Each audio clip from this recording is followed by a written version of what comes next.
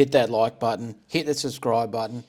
Well, I'm here in beautiful South Australia at the Mark Mitchell home, and I can't believe I'm actually here. Someone I've watched on telly and stuff like that racing sidecars, but I'm here at the home of the Blue Machine. So it's good to be with you, Mark, and thanks for having me here. Cheers for coming over and having a look around. So with your career, you've, to me, been described as someone that's a huge help to anyone that comes from overseas to come and race, and particularly people like Andrew Buchanan's got nothing but good things to say. And, you know, what's the want to help people so much?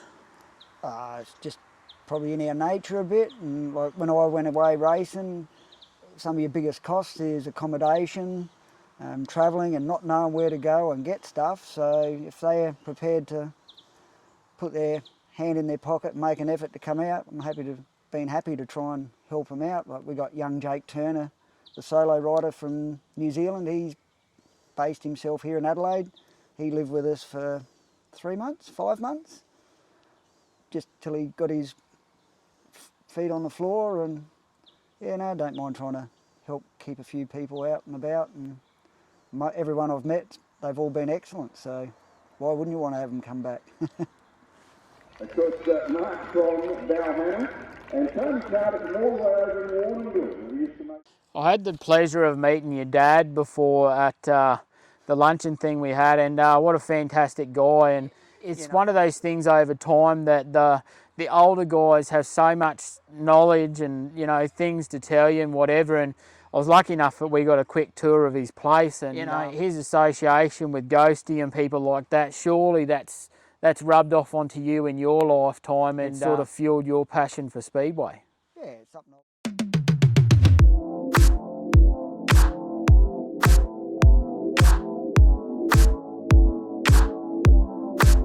It's something that I always wanted to do with Speedway, and even back in the early days, Bill had Ghosty, Nigel Bucock, their English touring teams, they all stayed with my grandparents, my old man. So yeah, my old man's had a fair input with some of the overseas riders and that as well. Like, all used the workshop over there, that little granny flat out the back. Jamie Millen stayed in with Sam and all the kids, and Bill gave him a car to drive around in, and Andrew and Philippa like leave the van there and just fly in, fly out. You know, yeah, it's just in our blood, I guess.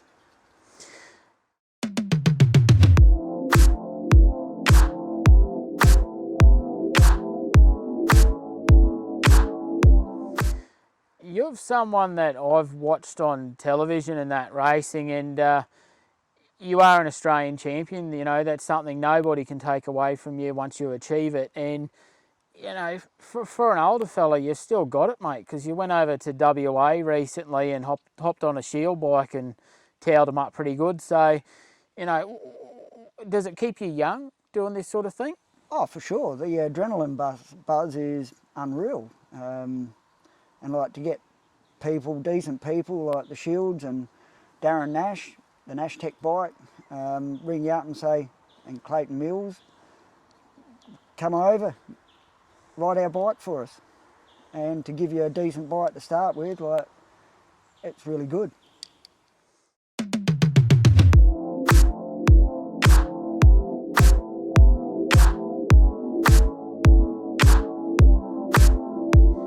What would you say drew you to it at an early age? Was it your dad's involvement? And did you want to be a solo guy, or were you always a sidecar guy? What was the deal? I started on solos in the late 80s. I rode for South Australia when we went up through Broome, Derby, Darwin, stayed with Clary the Clown, Clary Jones, Ian Jordan put us up, you know, a lot of other good people. So yeah, I was luckily enough, I was successful on a solo before I went to sidecars. I had a little period where I didn't ride, that was when I was having a family and got out of it, and one of the kids wanted to have a ride, so might as well have a ride with them, and I'm still going around in circles.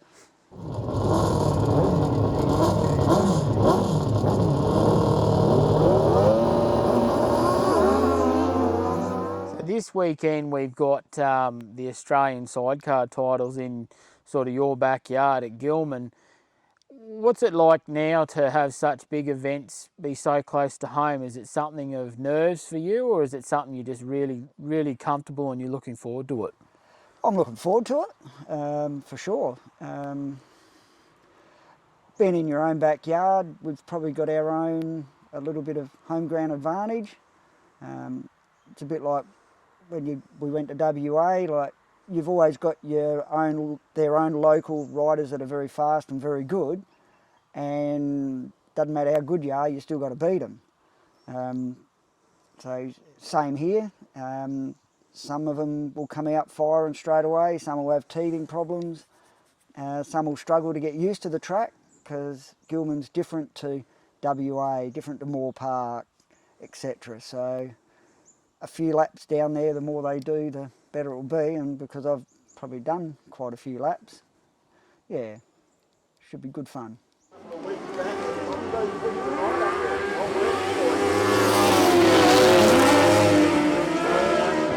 So with sidecars, did you start out on sort of the weird, or not weird, but the older style where they sort of stand up and fight them? They're not really something that rides very well, or did you start in sort of more towards the low liner, Mitchell sort of era? I started out riding some of the old classics like the Honda 4 for Barry Beecham at the time, and Tom Golding that won the Australian title with me, he started out doing that as well. Then we went from there to Ronnie Parker had an injury and he said, "Mark, do you want to have a ride on my bike?" And Ronnie gave me the bug, big time. So we went out and got the one I've got now that I still currently ride, the old Gary Moon bike. Now, speaking of Gary Moon, I never got to talk to you about Gary, and I did a thing on him last year which took up a lot of time and I heard a lot of cool stories, but I'm trying to make up for the people I missed. So when I say Gary Moon, or you say Gary Moon, who was Gary to you? Gary was a legend. Known him for years. Like even Gary's dad swung for my father at Rowley Park. Bit of useless information you didn't know about. So yeah, Gary gave me some good advice when I first bought the bike, and he actually, when I won the Australian title in Mildura, he was in the pit bay next to me with Bob White, and we went out for the first heat, which we were leading comfortably, and it went off song. And they were the first two that come over with multimeters, checking batteries, making sure I was right to go out in the next heat. So yeah, I had a lot of time for Gary and all that for sure.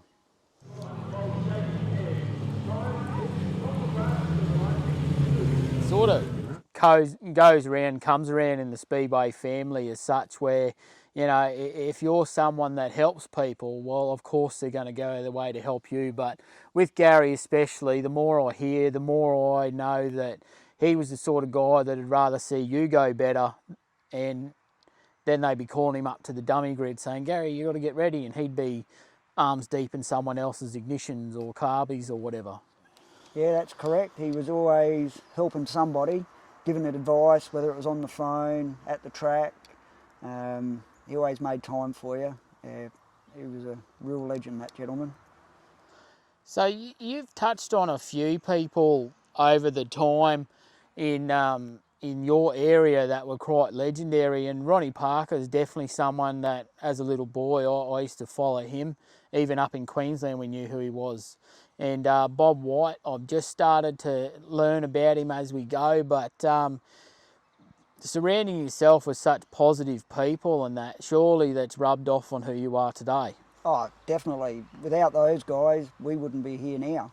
And that's how I've got to meet lots of good people through them people as well. Like, we've had a lot of good tours through Gosford and all that, which are very memorable, and wouldn't have changed it for the world. Like, we've just been lucky enough to be able to travel around, meet good people, spend time with them, get to know them better.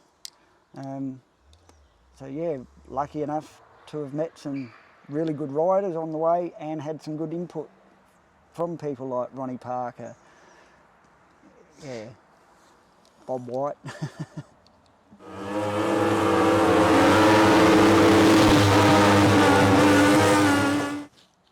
I've had it said to me by people like Glenn O'Brien and winning an Australian title isn't just about being the fastest on the night and all that. There's always a by the way, whether it be like you were saying with your title, you sort of had issues in that.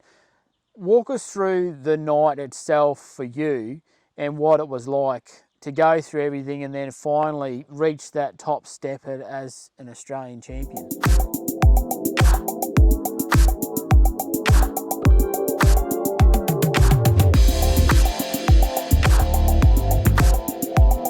Well, I was only really a rookie at the time when I won the Australian title. I hadn't been riding for very long at all.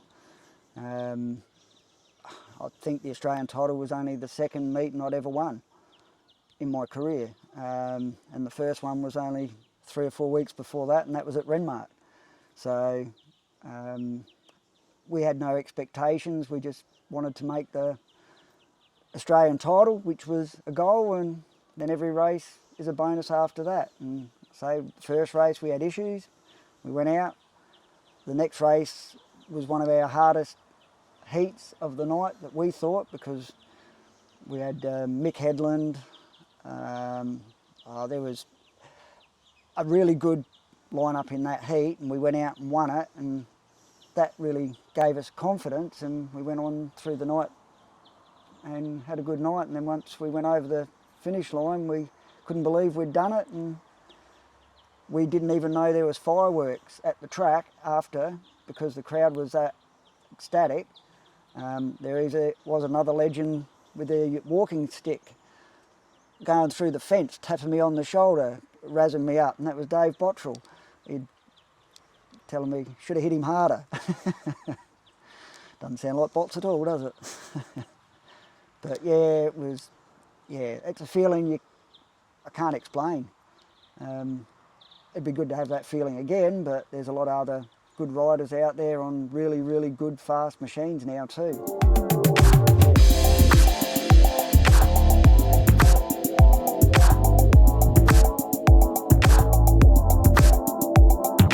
Why does it tend to be a category that lends itself to people having quite longer careers and things like that? Like, is it more forgiving as a rider? Like, I'm trying to understand how you can have a longer career at a later age in life.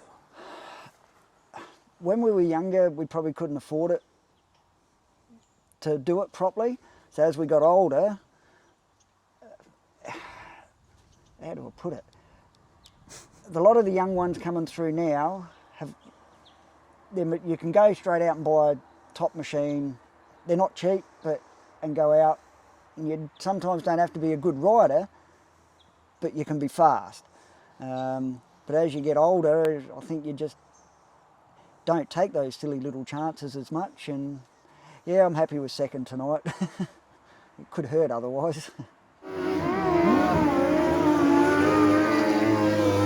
It's something I do hear a lot with people that I know in my state, that, you know, they say a similar thing where, you know, you're not going to win that night in the first corner. It's just not going to happen. So with the sort of more mature riders, they'll sort of hang back a bit and sort of bide their time of where they're going to go. And if it don't happen, well, 2 points is better than 2 visits to the hospital, you know what I mean? You're right. Tony and I have always said when we go out, 1 point's better than no points. 2 points is better than 1, and points during the night, just keep accumulating them and you'll get there. Because that 1 point can make the difference from going into the A final, the B final, or loading your bike up and watching the A and B final, which hurts even more.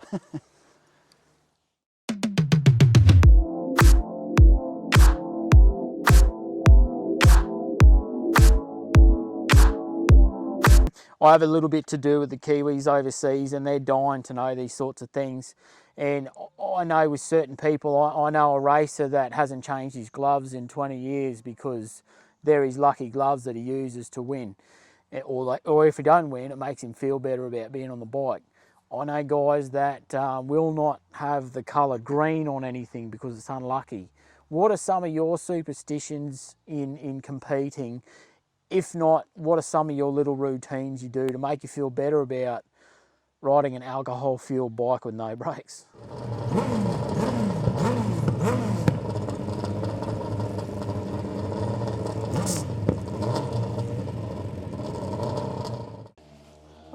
I don't really have too much of a routine, really.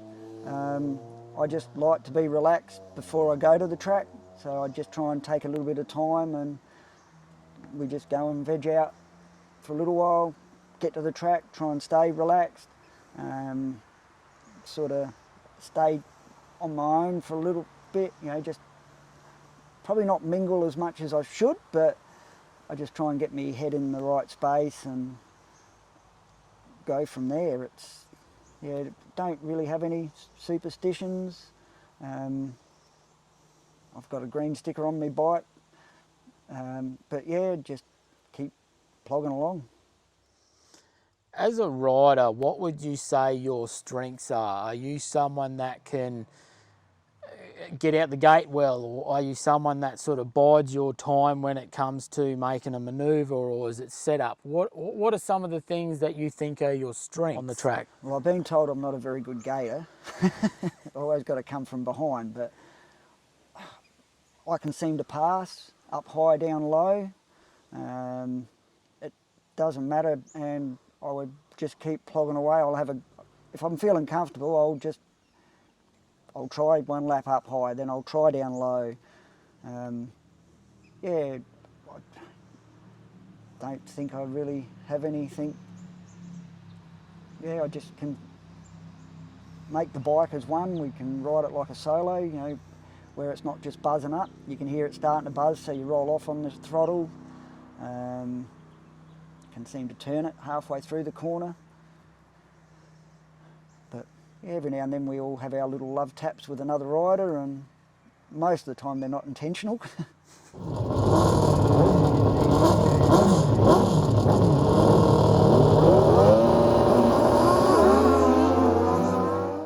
So far doing this, I've managed to talk to Glenn O'Brien about this as to what's the fastest he's been on a bike, and he told me one time he was on a long track where he could actually hear the bike off the ground, hit the ground, off the ground, hit the ground at like 200k an hour sort of deal.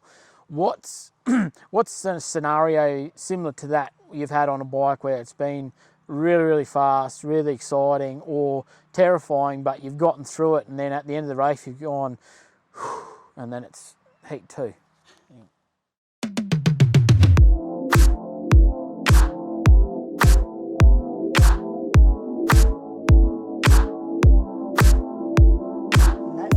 I'd probably say Port Pirie, Easter time. We used to go up there, had the Speedway one day, the motocross the next day. I was riding solos at the time. Bob White again had a drifter, said, "You want to swing with your old man on this?" My old man didn't turn up, so I grabbed the handlebars, and one of the other solo riders, Darren Kurutz, jumped on the sidecar with me. After practice he threw up. So Dave Marcus, that was in the very next heat with me, I said to him, "Do you want to jump on next time?" And we made the Australian title final. So on the solo and the sidecar, on 5 different categories.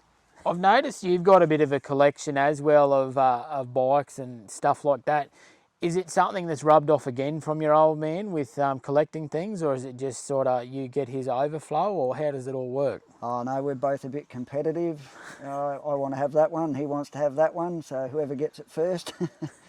But yeah, we've both got our own little passions. He's right into his Triumphs and things like that, and I've got the Elsinores and some CRs and some other bikes that the boys all race and have a lot of fun, and I'd rather see them out there being used than just sit in the shed. So yeah, we just all got passion to go riding. Most of what's here gets used. In your career, there's obviously been a shift in technology and riding styles, and as we touched on before, budgets and things like that.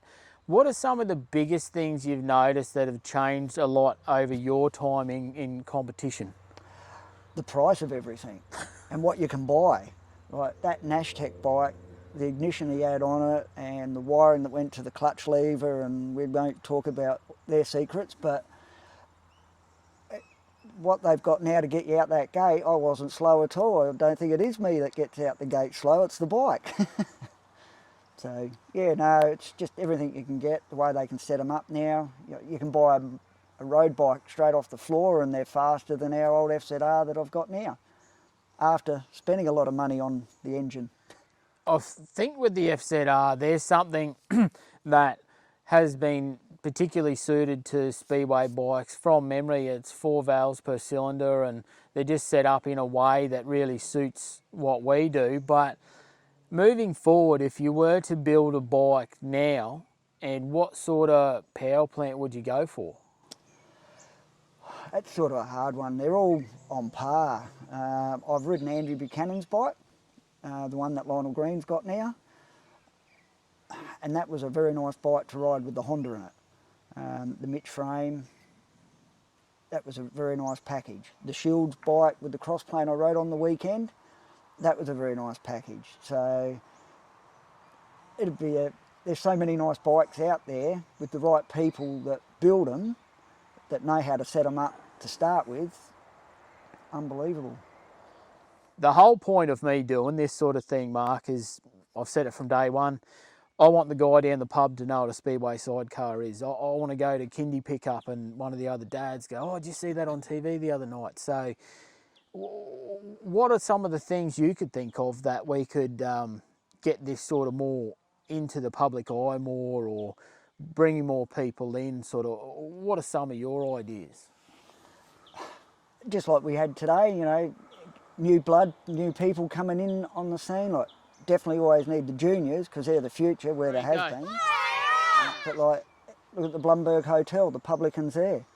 What a great job they've done. They've come on board and sponsored the Australian title, and they've got Speedway playing in the pub while the public's coming through. And like, they were only saying today how there were some people there from Bendigo that had gone to the museum, walked in, saw the race and got talking. Now they got their caravan set up in the back and they're going down the track to watch. You know, that's what we sort of need more of. Get it out there where people can see it, because it's a bloody great sport. All right, today was a very good thing. You know, it's been a long time since I've walked into a bar and seen sidecars on the TV. Exactly. I recently just started a new job, and the people there had never been to Speedway. The SA title, I turned up, and I reckon half the work mob were there. They've all come down, and after seeing it, they're wrapped. They're coming back down again.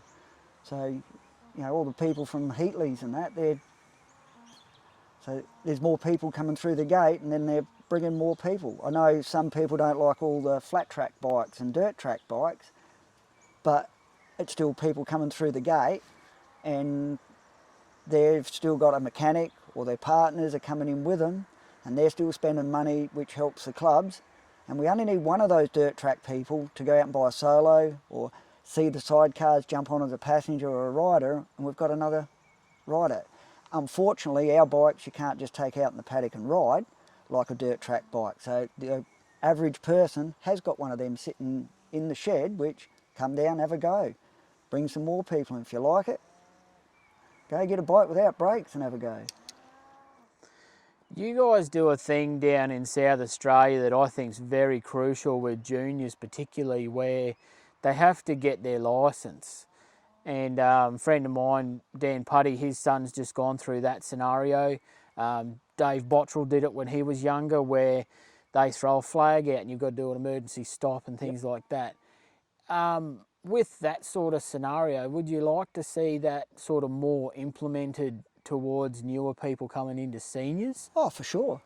If you can learn and have the confidence, like, there's some riders out there that can stop them just like that, which is, if something's happening in front of you, it's not as though you can grab the brakes, you've got to be able to stop it, whether it's lay the solo down or throw the sidecar sideways, wash off a heap of speed, not just barrel into other people, otherwise that's when they get hurt or we get hurt. I give everyone the chance to do this because there's not really a chance to promote yourself or give thanks to the people that have helped you, but now's your chance, Mark. You've got the time now to sort of, you might miss some, but we'll pick that up later, but who are the people that have been crucial to your career? And after that, how do we keep hold of your racing? Well, I've had a couple people on board right from my very first race, like Aussie Wood, Unimade, David Weaver, Bill's Bits and Bikes, of course, my old man, all the family, Kerry that gets behind us, Roger's Motorcycles in Invercargill, Kevin and Anne, they've been behind us and supported us. I go over there, ride his bike. He's rang me up many times, and he's driven from Invercargill to Christchurch to pick me up, let me race there, and then take me back to Invercargill and then send me home. So we got people all over the place that has bent over backwards. The Blumberg Hotel, Broad Australia, the grape harvesters and all that, they've always helped. There's so many people. The Closier family have always been there. Wolf Sport, and I've even been lucky enough to have Puddy's custom choppers on my bike, and then every now and then I get a cheeky text with his daughter wearing my old shirt. So yeah, we've been very lucky.